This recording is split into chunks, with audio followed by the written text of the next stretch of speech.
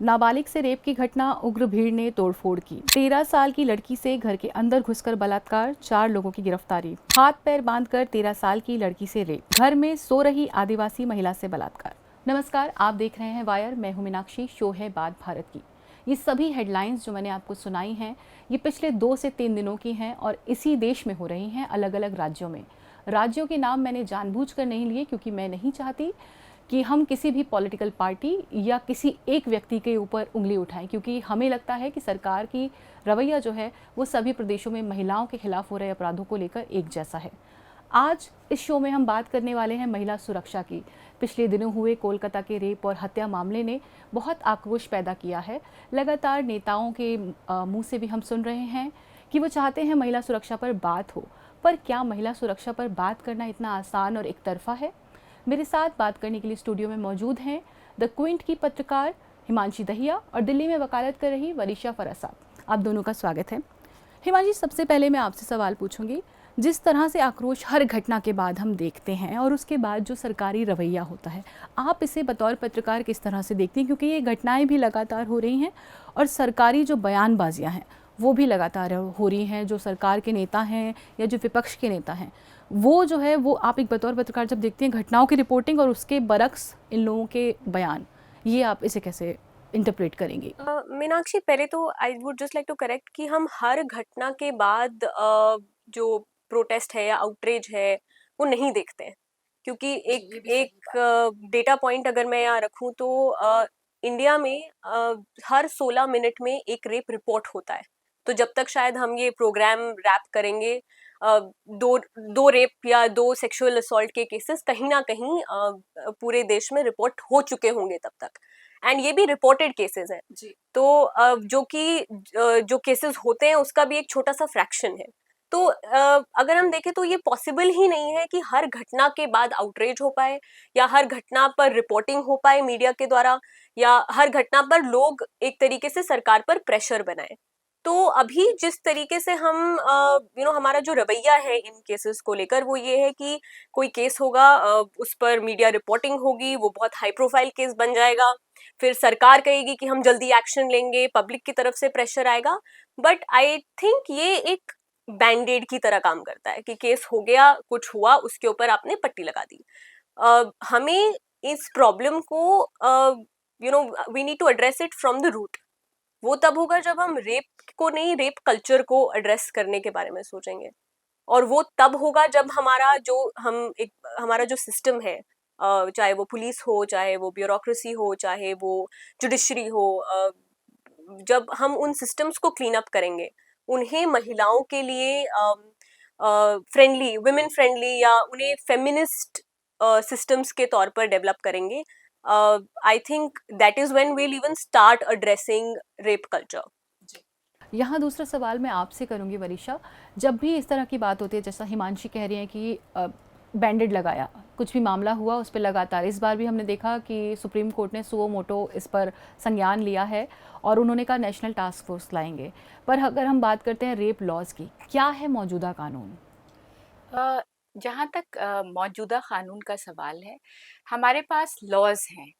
Laws में बहुत ज़्यादा मुझको लगता है प्रॉब्लम नहीं है। आप अगर देखिएगा, जब निर्भया का कांड हुआ था उसके बाद एक वर्मा कमेटी बिठाई गई थी और उसके बाद जो आईपीसी है उसके कई प्रोविजंस को अमेंड किया गया था, बदला गया था और कई चीज़ें उसी वक्त लाई गई थी। जैसे आपको एक चीज़ पता होगी कि जब इस तरह की कोई भी घटना पुलिस के सामने रिपोर्ट होती है तो अ, लड़की का या औरत का 164 का बयान वो रिकॉर्ड करना होता है। तो उसके लिए टाइम लिमिट लगा दी गई कि जैसे ही पुलिस को पता चले 5 दिन के अंदर। इसी तरह काफ़ी चीज़ों के लिए काफ़ी चीज़ें की गई, जैसे कि बेल मुश्किल कर दी गई, not only for rape but जैसे आउटरेजिंग मॉडेस्टी और भी अदर जो भी विमेन ऑफेंसेस हैं आईपीसी में। तो प्रॉब्लम जहाँ तक है वो कानून की नहीं है। जैसे इन्होंने भी पहले बोला कि हम जो एक समाज में रहते हैं जिसमें रेप कल्चर है, rape culture in the sense it's not that people are people are promoting it, but the basic question is how are we raising our sons, how do we perceive women. और ख़ास करके आजकल लड़कियां बाहर जाती हैं, देर रात तक काम करती हैं, अपने दोस्तों के साथ बाहर जाती हैं, और हम समाज कैसे उन औरतों को देखता है. ये भी जो केस हुआ कैलकटा में, इसमें भी she was a professional working doctor and she had gone for her work.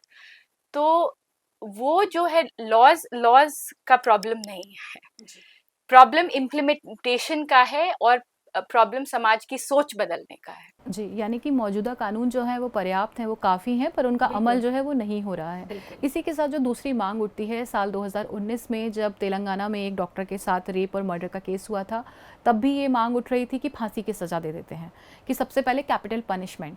आप किस तरह से देखती हैं कि क्या कैपिटल पनिशमेंट रेप के या फिर क्राइम अगेंस्ट वुमेन के लिए किसी तरीके का डेटरेंट साबित हो सकता है, या क्या अगर फांसी की सज़ा या सज़ाए मौत दे दी जाए तो क्या आपको लगता है कि रेप के मामले में कोई कमी आएगी?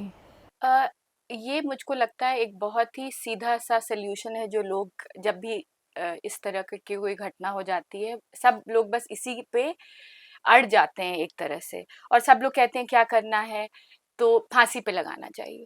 लेकिन वो बिल्कुल ही सल्यूशन नहीं है. सल्यूशन तो ये होगा कि जो हमारे लॉज हैं, जो प्रिवेलिंग लॉज हैं, उनके अंदर ट्रायल जल्दी हो, जो कि अब कुछ हद तक हो भी रहा है. वो चेंजेस भी आए हैं सिस्टम में, ऐसा नहीं है कि कोई भी बदलाव नहीं आया है. जैसे पहले ट्रायल्स, रेप ट्रायल्स में टाइम लगता था, या सेक्सुअल असॉल्ट ट्रायल्स में वक्त लगता था, और मैं खास करके दिल्ली की बात कर रही हूँ यहाँ पे.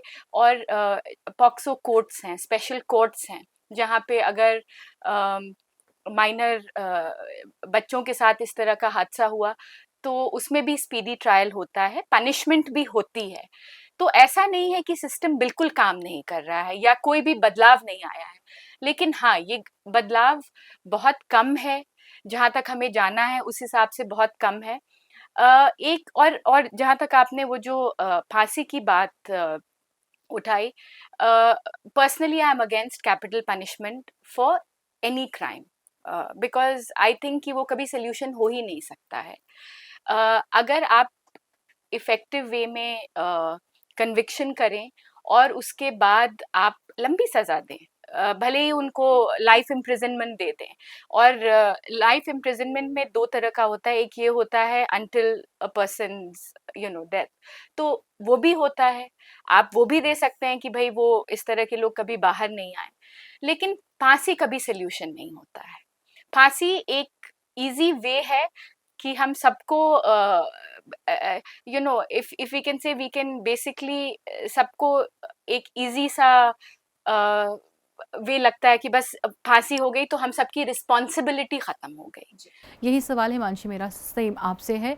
आप किस तरह से देखती हैं कि ये जो सज़ाए मौत की मांग होती है, लगातार हम ट्विटर पे भी देख रहे हैं कि लोगों का सीधे है कि रेपिस्ट के लिए फांसी की सज़ा मुकर्रर कर दी जाए, ट्रायल हो नहीं हो, तो ये जो ऑन द स्पॉट फैसले जैसा जो है, इसे आप किस तरह से देख रही हैं?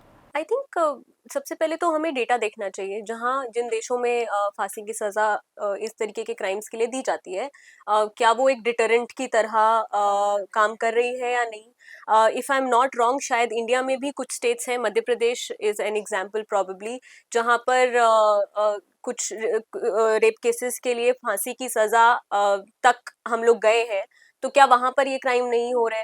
सो पहले तो डेटा हमको ये बताता है कि ये कोई डिटरेंट नहीं है. दूसरी बात, जैसे मैंने पहले भी कहा कि इंडिया में जितने रेप रिपोर्ट होते हैं वो एक्चुअल जितने रेप हो रहे हैं उसका एक छोटा सा फ्रैक्शन है. सो बहुत सारे ऐसे भी केसेस होते हैं जहाँ पर जो अक्यूज होते हैं, जो जो जो रेप कर रहा है वो इंसान, विक्टिम के कोई क्लोज फैमिली मेंबर्स होते हैं. मेरा इसकी फांसी वाला जो डिबेट है इसमें एक है कि अगर फांसी होगी तो कई बार जिस तरह से हम देखते हैं कि बहुत करीबी या नज़दीकी लोग या रिश्तेदार जो पीड़ित के बहुत करीब के लोग होते हैं वो होते हैं, तो ऐसे मामलों में जो यौन हिंसा है या सेक्सुअल वायलेंस के केसेस हैं, वो रिपोर्टिंग में उनकी कमी आ सकती है, क्योंकि लोगों को लगेगा इससे फांसी हो जाएगी, ये तो घर का आदमी है या ये रिश्तेदार है. सो आपके ऊपर फैमिली का भी प्रेशर आएगा. जिस तरीके के सेटअप में बहुत से लोग रहते हैं, तो विक्टिम को या सर्वाइवर को और भी ज्यादा रिपोर्ट करने से रोका जाएगा. सो आई डोंट थिंक कि कैपिटल पनिशमेंट या फांसी की सजा इस चीज का कोई भी सोल्यूशन है। और आप फांसी की सजा की बात कर रहे हैं, कोलकाता के केस में भी आई थिंक ममता बनर्जी ने खुद ये बोला है कि फास्ट ट्रैक किया जाए, फांसी की सजा दी जाए। लेकिन ये सब भाषणों में और एक ऐसे जस्ट बयानबाजी में बहुत अच्छा लगता है। अगर आप देखेंगे जैसे कि वरीशा ने भी बात की स्पीडी ट्रायल्स की, तो कितने स्पीडी ट्रायल्स हो रहे हैं। आपने अब जब भी ऐसा कोई हाई प्रोफाइल केस आता है तो हम लोग बोलते हैं कि अब से स्पीडी ट्रायल होगा, बट क्या वो एक्चुअली हो रहा है? जो ग्राउंड पे हमारे सिस्टम्स ऑपरेट करते हैं, चाहे वो महिला आयोग हो या पॉक्सो कोर्ट्स हो या कुछ भी, ये इन अगर आप खुद वहां जाकर देखेंगे, आई मीन एज रिपोर्टर्स हम लोग बहुत we very often visit these places. अगर आप वहां जाकर देखेंगे तो आप हैरान रह जाएंगे कि किस तरीके से काम हो रहा है, कितना कितना लैक्स, कितनी सो आई डोंट थिंक फांसी की सजा कोई सोल्यूशन है। लेकिन हाँ, जैसे अगर आप देखेंगे कि जब किसी के साथ इस तरीके की हिंसा होती है, तो जब वो पुलिस में कंप्लेंट लिखाने जाते हैं, तो आप जितने केसेस रजिस्टर नहीं किए जाते या पुलिस वालों का क्या उस चीज को लेकर रवैया रहता है, तो वही आपको हैरान कर देगा। तो फांसी की सजा एक बहुत दूर की बात है, पहले बहुत इमीडिएट मेजर्स आई थिंक। जी, आपने डेटा की बात की, मैं आपको प्रोजेक्ट 39A ने एक डेटा दिया था साल 2000 से 2015 तक का। फांसी की सज़ा ऊपरी अदालत में अपील करने पर आरोप मुक्ति में तब्दील हो गई। ऐसा हुआ 30% केसेस में। और कई जो बड़े मामले थे, जो 65% हिस्सा है, उनकी जो थी वो सज़ा उसमें कम हो गई, यानी कि फांसी की सज़ा दी गई। और ये केवल 15 सालों का आंकड़ा है। सेंटेंस कम कर जी जी, उसमें उनकी सज़ा कम कर दी गई, सेंटेंस कम कर दिया गया। तो हम ये नहीं कह सकते कि फांसी की सज़ा हुई तो किसी क्या पता उस जगह तक पहुँचे जहाँ तक के लिए कहा जा रहा है, ट्रायल कोर्ट ने कहा, पर ऊपरी अदालतों ने उस चीज़ को बरकरार नहीं रखा। तो ये हम सीधा मानते हैं कि जो आप कह रहे हैं पुलिस का रवैया। यही मेरा अगला सवाल है। प्राइमरी जब किसी के साथ ये अपराध हुआ और वो पहली जगह पहुंचा, हमने वायर में एक रिपोर्ट की थी, मेरी एक साथी ने, वो हाथरस मामले के बाद में उन्होंने रिपोर्ट किया था, और वो जब अभी हेल्प डेस्क पर पहुंची वहाँ पर तब भी कोई नहीं था।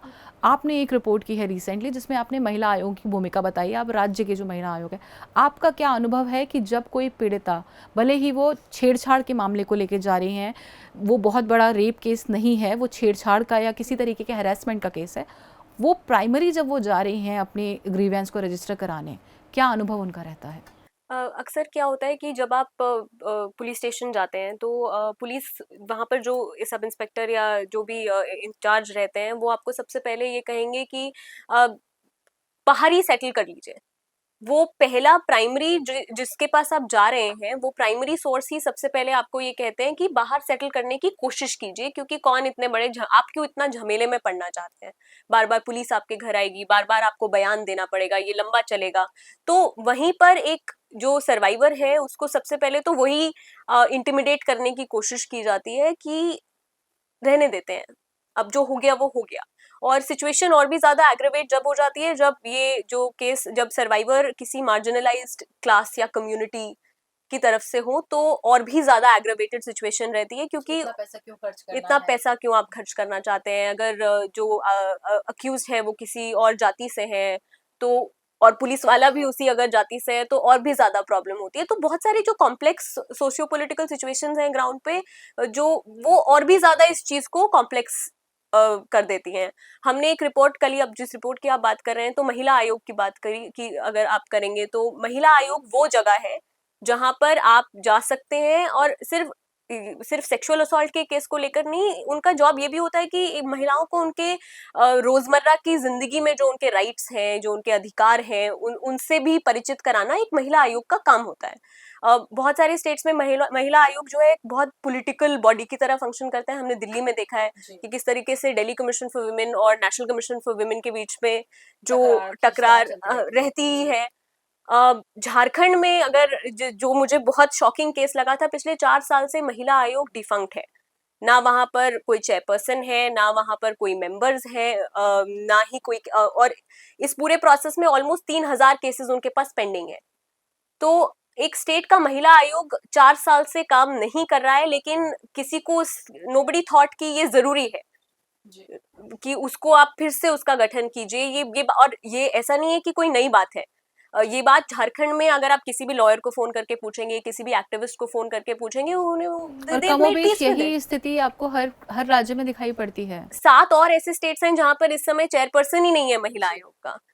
तो ये जो रवैया है ये आपको ऑलरेडी ये बात बताता है कि सरकार इस चीज को जड़ से खत्म करने के लिए काम नहीं करना चाहती, चाहे वो सरकारी किसी भी बयानबाजियां जो हैं वो अलग हैं, पर बिल्कुल मूल जो बात है वहाँ पर नहीं हो रही। यही जो चीज़ है पुलिस को सेंसिटाइज करने की, जैसा कि हिमांशी बता रही हैं, और हमने भी बहुत सारे केसेस में देखा है कि पहली सीढ़ी जो है वहीं शिकायत दर्ज करने की। आपको क्या लगता है कि जुडिशरी जितना, जैसे कई बार कई अदालतें, चाहे वो बॉम्बे हाई कोर्ट हो चाहे सुप्रीम कोर्ट हो, वो लगातार कहते हैं कि पुलिस वालों का रवैया बदलना चाहिए। अभी एक केस आया है, रिसेंट है, मैं जगह की डिटेल नहीं दूंगी, पर उसमें है कि मेल डॉक्टर जो है उसने नाबालिग का टेस्ट किया है, 2 फिंगर टेस्ट भी हो रहे हैं अभी तक रेप के मामलों में। इन सब को लेके कोर्ट और अदालतें लगातार कड़ी टिप्पणियां कर रही हैं। ये सारी चीजें कैसे बदल पाएंगी? ये मुझको लगता है कि रिसेंटली कोर्ट ने काफ़ी अच्छे जजमेंट्स दिए हैं, और बहुत सारे जजमेंट्स जो दिए हैं वो प्रो विमेन हैं। जैसे कि मैं आपको बता रही थी, ख़ास करके मैं आपको दिल्ली का बताऊंगी कि पॉक्सो कोर्ट से कन्विक्शन रेट काफ़ी बढ़ गया है। पहले नहीं होता था, और अब एक तो ट्रायल्स जल्दी हो रहे हैं और कन्विक्शन रेट भी बढ़ गया है। ऐसा नहीं है कि उस प्रोसेस में कोई समस्या नहीं है या सारी समस्याएं चली गई हैं, बहुत सारी चीज़ें, लेकिन कुछ चीज़ें बेहतर हुई हैं। जैसे सेंसिटाइजेशन हुआ है, तो चाइल्ड विटनेस का अगर हमको बयान लेना है तो कैसे लेना है, या रेप विक्टिम का बयान लेना है तो कैसे कैसे लेना है, वो सब चीज़ें पहले से तो बेहतर हुई हैं। लेकिन जब क्रिमिनल ट्रायल की हम बात करते हैं तो उसमें एक इशू ये भी रहता है कि अक्यूज्ड को भी एक पूरा राइट होता है कि वो अपने आप को डिफेंड कर पाए, और हम उससे अपना मुंह नहीं मोड़ सकते हैं, क्योंकि वो भी एक उनका संवैधानिक राइट है कि जब जब भी कोई घटना घटेगी या एफआईआर रजिस्टर होगी, तो हमारे कोर्ट्स उनको भी पूरा राइट देते हैं कि वो भी अपना केस आगे रख पाएं, और जो भी डिफेंस काउंसिल्स करना चाहते हैं वो भी कर पाएं। और कई बार ये होता है कि जब इस तरह की घटना होती है तो लोग चाहते हैं कि एक जल्दी से कुछ हो जाए, या जल्दी से फांसी पे चढ़ जाए, या बहुत जल्दी इंसाफ हो जाए। और हमें ये याद रखना चाहिए कि इंसाफ जो है उसमें समय लगता है, और इंसाफ तब तक पूरा नहीं हो सकता है जब तक कि आप अक्यूज्ड को भी अपने आप को डिफेंड करने का पूरा मौका दें। मैं ये नहीं कह रही हूँ कि ये जो घटनाएं हुई हैं ये सही हैं, ये तो बहुत ही मतलब घिनौनी घटनाएं हैं, बहुत ही गंदी खराब घटनाएं हैं, और हमारे समाज में नहीं होनी चाहिए। लेकिन हम एज लॉयर्स हम ये पहलू भी देखते हैं, और मुझको ये लगता है कि हमारा सिस्टम उनको भी मौका देता है, और वो ज़रूरी है एक पूरा इंसाफ होने के लिए। क्योंकि कई बार क्या होता है, और हाई प्रोफाइल केसेस में शायद नहीं होता है, लेकिन स्केप गोटिंग होती है। स्केप गोटिंग के अलावा, जैसे आपने हाई प्रोफाइल का, यही मेरा अगला सवाल है इसी में, कि आप कह रही हैं जो बात समझ में आती है कि आरोपी को भी अपना पक्ष रखने का मौका मिले, पर बहुत सारे केसेस में, अगर हम अनुपात में डेटा नहीं दे सकती, पर एक जो जनरल समझ है वो यही है कि जब हाई प्रोफाइल केस हुआ तो उसमें आरोपी की तरफ से धमकाया जा रहा है, या जैसा हिमांशी बता रही हैं समझौते की सिफारिशें की जा रही हैं, अलग अलग तरीके से दबाव बनाया जा रहा है, तो ऐसे में जो है ये आइडिया ऑफ जस्टिस है, ये कहाँ स्टैंड करेगा? नहीं, और बहुत सारे केसेस में मैं वही कह रही हूँ कि ये नहीं है कि इस तरह की घटनाएं नहीं हो रही हैं, और रेप केसेस में ही क्यों, बहुत सारी अदर ह्यूमन राइट्स वायलेशंस होती हैं, उन केसेस में भी बहुत प्रेशर होता है विक्टिम पे कि वो अपना केस वापस ले ले। और जैसे कि हम सब जानते हैं कि क्रिमिनल जस्टिस सिस्टम में समय बहुत लगता है, और उस समय के वजह से लोग या तो थक जाते हैं या निराश हो जाते हैं। हमने अजमेर का मामला देखा है, उसमें इतने सालों बाद फैसला आया, और उस फैसले में भी जब हम देखते हैं तो कितनी जो सर्वाइवर्स थी वो सामने आई हैं, उसमें मतलब मुश्किल से चंद नाम हैं, जबकि वो केस इतना बड़ा था। और उसके उस बीच में मतलब हम वही बात कह रहे हैं कि हम किसी पर्टिकुलर सरकार पे नहीं जाएंगे, क्योंकि कोई भी दल हो, वो लंबा केस अगर चल रहा है तो उसमें कहीं ना कहीं जो क्रिमिनल जस्टिस सिस्टम है उसकी विफलता हमें दिखाई पड़ रही है। बिल्कुल। और आप अगर वो मुजफ्फरपुर शेल्टर केस देख लीजिए, जिसमें कितनी सारी नाबालिग लड़कियों के साथ कितने सालों तक शोषण हुआ है ना।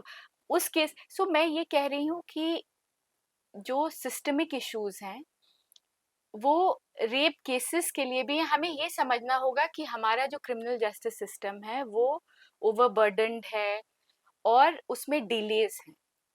और जब रेप केसेस या इस तरह के मामले सामने आते हैं तो वो भी उसी हिस्से का पार्ट है। वो जजेस वही सुन रहे हैं, उनके पास और भी चीजें हैं।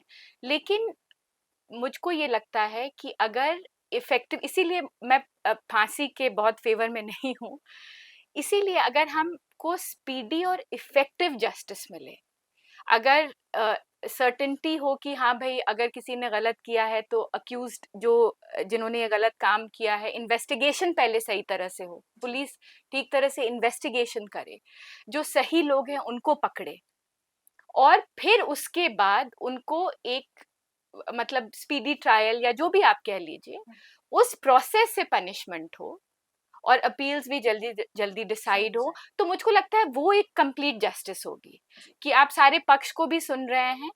और हाँ, और मैं एक चीज ये भी कहूंगी दैट स्पेशली हाई कोर्ट्स वगैरह और supreme court, they have come down heavily these days on delays, कि जब भी डिले करते हैं या दूसरी साइड, बिकॉज बहुत बार क्या होता है कि जो परपेट्रेटर्स, ये तो बहुत ही हाई प्रोफाइल केस है, खैर उसमें ये सब मौका नहीं होगा, लेकिन नॉर्मल केसेस में they want to tire out the victim कि भाई आप तो परेशानी हो जाएंगी कि डेट्स लग रही हैं और नहीं हो रहा है। लेकिन बहुत हद तक मुझको लगता है ये सारी चीजें पूरी तो नहीं चेंज हुई हैं, लेकिन we have made little bit of progress in that direction. सवाल बनता है कि जो हाई प्रोफाइल केसेस होते हैं और जो सामान्य केसेस जिनका मैंने कार्यक्रम की शुरुआत में जिक्र किया, ये बिल्कुल आम लोगों से जुड़े मामले हैं, lower middle class, working class से जुड़े मामले हैं, नाबालिग का रेप, घर में घुसकर आदिवासी महिला के साथ बलात्कार। तो हाई प्रोफाइल मामले और सामान्य मामले जो इनमें अलग अलग क्यों है? जब कोलकाता का प्रोटेस्ट हो रहा था तो लगातार एक टेम्पलेट चल रहा था जिसमें था कि top professional are on road, so आप इस देश की स्थिति जान लीजिए। पर जब आम लोग सड़क पर आ रहे हैं, जब आम लोगों के लिए, जैसे जिस खबर का मैंने सबसे पहले जिक्र किया जिसमें उग्र भीड़ ने आरोपी की दुकान और उसका जो भी संपत्ति थी उसको वैंडलाइज किया है, वो लोग भी आ रहे हैं, स्थिति उतनी खराब वहाँ पर भी है। पर ये जो कंपैरिजन हो जाता है कि कोई एक तबका जो है, वो जो क्लास अपार्ट वाला फ़र्क होता है, वो क्यों हमें नज़र आता है? आई थिंक पहले तो ये देखना, देखिए महिला इस देश में, चाहे वो एक प्राइम मिनिस्टर हो, चीफ मिनिस्टर हो, या एक कोई आदिवासी महिला है, या कोई दलित महिला है, कोई आम महिला है, कोई भी सेफ नहीं है। ये चीज किसी के साथ भी हो सकती है। लेकिन अब क्या होता है कि अगर यही चीज जो कोलकाता में हुई, इसी तरीके के केस जो किसी आम महिला के साथ जब होते हैं, तो हमारा डिस्कोर्स थोड़ा बदल जाता है। अगर आप देखेंगे कि आप कोई भी एग्जाम्पल उठाकर देखिए, हाथरस एक हाई प्रोफाइल केस था, पूरा पूरा देश उसके बारे में बात कर रहा था, लेकिन जो उसके आसपास डिस्कोर्स होगा वो हमेशा यही है कि इसको कास्ट के बारे में क्यों बनाया जा रहा है। तो आप उस समय you forget the brutality of the crime itself, और आपका जो कॉन्वर्जेशन है वो कास्ट पे शिफ्ट हो जाता है। बिल्किस बानो का केस था। आप सोचिए कि कौन से देश में ऐसा होता है कि किसी महिला को 2 बार सिस्टम के साथ लड़के अपने आरोपियों को जेल भेजना पड़े। लेकिन और उन्होंने वो लड़ाई लड़ी, लेकिन उनके आसपास भी, अगर आप आज भी if you go to Twitter and you just type Bilkis Bano and look at the discourse around it, तो वो पूरा डिस्कोर्स रिलीजन के अराउंड होगा। I think in a large part of our society, जब हम कास्ट और रिलीजन की बात करते हैं, तो rape and sexual violence is also legitimized in a way where people think कि ये एक सोशल रिवेंज का एक टूल भी होता है। बिल्कुल, कि आप बदला ले सकते हैं, चाहे लड़ाई झगड़ा किसी भी चीज के ऊपर हो, आप you will go and take it out on the woman and use it as a tool for, as a social tool for revenge. तो मैं मतलब एग्जैक्टली आई थिंक हम लोग बिल्कुल सेम पेज पर हैं उसको लेकर कि caste and religion and your social position, it matters a lot specially in crimes like these. और लेकिन जो डिस्कोर्स है, जो लोग इस चीज, कुछ लोग, मतलब there is always a part of our society जो इस चीज को डिमिनिश करने की कोशिश करता है, डाउन प्ले करने की कोशिश करता है कि नहीं, let caste not be a part of it, religion को। हम कास्ट क्लास की बात कर रहे हैं। जो केरल में हेमा कमीशन की रिपोर्ट आई है जिसमें बताया गया कि फिल्म इंडस्ट्री में किस तरीके से सेक्सटॉर्शन चल रहा है, वो लोग पढ़े लिखे लोग हैं, वहाँ क्लास का कोई वो नहीं है। हम उसे किस तरह से फिर इंटरप्रेट करें जब हम इस तरह के खांचों में देखते हैं कि धर्म ये है, जाति ये है। फिर जो चीज़ मलयालम फिल्म इंडस्ट्री में हो रही थी उसको हम किस तरह से देखेंगे? जी, आई मीन जब आप देखते हैं कि विमेन जो जो औरतें फिल्म इंडस्ट्री में है, एक आपका जनरल नोशन ये होगा कि उनके पास प्लेटफॉर्म है, दे हैव अ वॉइस, वो एक इंडियन सिस्टम में वो एम्पावर्ड विमेन की तरह आप उनको देखेंगे कि जी, वो प्रिविलेज्ड है। लेकिन आप अगर देखेंगे तो महिलाएं हर लेवल पर उनको हरास किया जा रहा है, उनको परेशान किया जा रहा है। कुछ सालों पहले मीडिया में एक मीटू का पूरा वेव था, सो यू वुड थिंक कि विमेन इन द मीडिया, हम अक्सर इन चीजों के बारे में बात करते हैं, लेकिन जब हमारे आसपास ही ये चीजें जब होती हैं तो कितने लोग उस पर एक्शन ले पाते हैं, कितने लोग उसके उसके बारे में कुछ बोल पाते हैं। तो that's what I was trying to say even initially कि हमारे देश में औरत चाहे कितनी भी एम्पावर्ड हो, किसी भी पोजीशन पर हो, there is very much the possibility of her being subjected to sexual violence is never कि ऐसा इसके साथ तो नहीं। It remains the, I mean of course some people are more I you know don't know.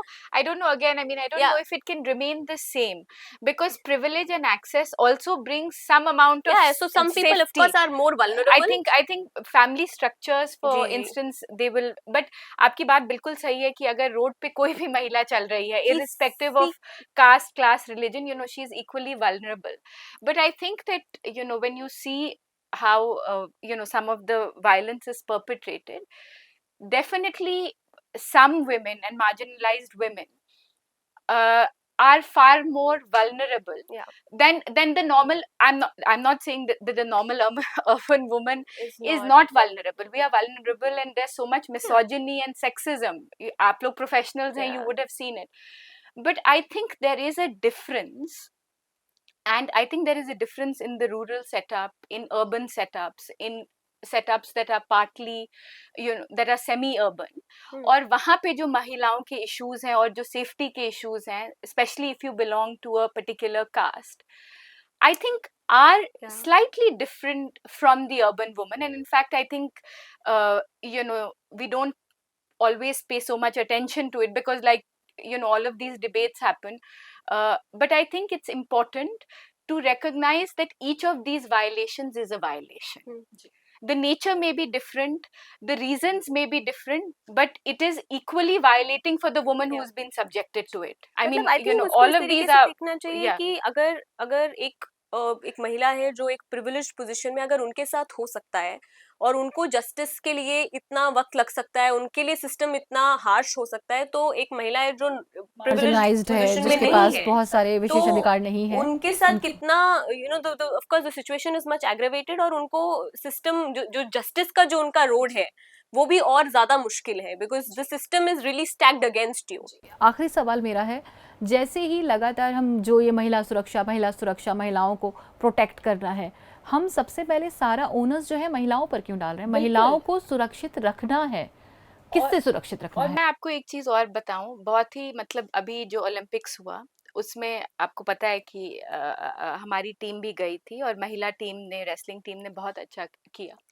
उनका जो प्रदर्शन था बहुत ही अच्छा था, लेकिन लास्ट ईयर हम सबको पता है, हम सब दिल्ली में हैं, कि क्या प्रोटेस्ट हुआ था, जी, पहलवानों ने यौन शोषण के खिलाफ क्या प्रदर्शन कहा किया था। था। और वो जो है, वो जो एक तरह से अगर आप देखें तो वो तो हमारी मेन पॉलिटिकल रूलिंग पार्टी जो है, उनसे वो सांसद जुड़े हुए थे। और ये लोग ऐसी महिलाएं थी जिन्होंने मेडल्स जीता है और हमारे देश की नाक ऊंची की है, और बहुत ही मुश्किल परिस्थितियों से निकल करके आए हैं और फिर इस तरह के। तो जब आप प्रोटेस्ट कर रहे हैं और प्रोटेस्ट पे बैठ रहे हैं, आप देखिए कि इंडिफरेंस क्या था सोसाइटी का और पॉलिटिकल क्लास का, खास करके रूलिंग पार्टी का। तो वो मैं सिर्फ वो इंसिडेंट इसलिए बता रही हूँ क्योंकि ये बहुत पहले नहीं हुआ था, और हो सकता है उसमें and they had alleged very serious allegation, they had said very serious things against you know, the president and so on. तो अब आप देख लीजिए, और वो जो है वो क्वॉशिंग के लिए पहुंचे हुए हैं, which is his right. I mean, it is his right. इनकार कर दिया. I'm saying it is his right. It's a matter which is sub judice. But I'm saying in a case like that, आप सोचें कि आपको क्वॉशिंग मिल सकती है. Where are we as a society, मैं वही कह रही हूँ। और उसमें भी हर जो आप कह रही हैं कि हर चीज में महिलाओं को वापस ब्लेम किया जाता है कि आप ही ने कुछ किया होगा या आपने समय से कंप्लेन नहीं की। बर्डन ऑफ प्रूफ और बहुत ज्यादा डिस्प्रोपोर्शनेटली जो है वो महिलाओं पे ही डाला जाता है। जो पीड़ित है उसी के ऊपर। बिल्कुल। और आई मीन हम आई थिंक हम सबका ये कलेक्टिव एक्सपीरियंस भी हम कह सकते हैं, at least it has happened with me, कि आपको बचपन से ही एक बात सिखाई जाती है कि आपकी सेफ्टी के लिए आप खुद जिम्मेदार हैं कि आप घर से बाहर कब जाएं, आप किससे बात करें, आप किससे बात ना करें, किसके साथ जाएं। तो ये सब चीजें आपको एक बहुत छोटी उम्र से, अगर आप एक महिला हैं हमारे देश में, तो बहुत छोटी उम्र से आपको ये चीजें सिखाई जाती हैं। लेकिन कोई ये नहीं कहता कि अच्छा मैं 8 बजे के बाद बाहर क्यों नहीं जा सकती, उसका रीजन क्या है। वही जो सुरक्षित रहना है, पर किससे सुरक्षित रहना है, जिसको सिखाना है, जिसको सिखाना है, वहाँ पर ये बात हम नहीं देख रहे होते हुए। तो मुझे लगता है कि जब हम महिला सुरक्षा की बात करें तो हमें ये देखना होगा, जो आपने बिल्कुल शुरुआत में बात कही थी कि जो परवरिश हो रही है, जहाँ से प्रॉब्लम शुरू हो रही है, हमें वहाँ बात करनी होगी उस बारे में। आप दोनों हमारे शो में शामिल हुए, आपका शुक्रिया, धन्यवाद, नमस्कार।